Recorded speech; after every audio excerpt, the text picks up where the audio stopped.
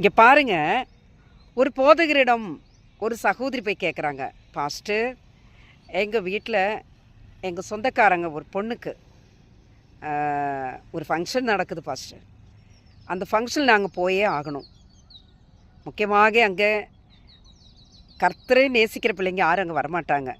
எல்லாமே விக்கிரகங்களை ஆராதிக்கிற பிள்ளைங்களாக இருக்கும். ஸோ அந்த இடத்துல நான் போகலைன்னா அவங்க என்ன தப்பாக நினச்சிக்குவாங்க, என்ன பண்ணுறது பாஸ்டர் அப்படின்னு சொல்லிட்டு கேட்குற போது, அந்த போதகர் சொன்னதான ஒரு காரியத்தை கேளுங்க. அவர் சொல்கிறாரு, சிஸ்டர் அது ஒன்றும் இல்லைங்க, நீங்கள் போங்க, எப்படி இருந்தாலும் அவங்க விக்கிரகத்துக்கு படைத்தது பிறகு தான் உங்களுக்கு உணவு தருவாங்க. இருந்தாலும் நீங்கள் அந்த இடத்துல ஆண்டவரே என்னை மன்னிச்சுக்கோங்கன்னு சொல்லிவிட்டு நீங்கள் சாப்பிட்டு வந்துடுங்க, கர்த்தர் உங்களை மன்னிப்பார் அப்படின்ட்டு.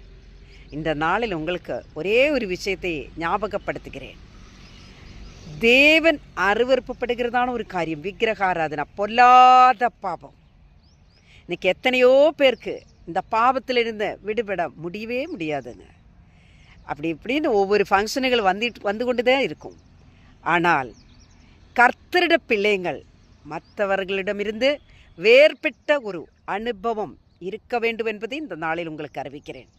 அதுதாங்க கிறிஸ்தவங்க, அதுதாங்க கிறிஸ்டியானிட்டி. கர்த்தர் உங்களை ஆசீர்வதிப்பாராக. ஆமென்.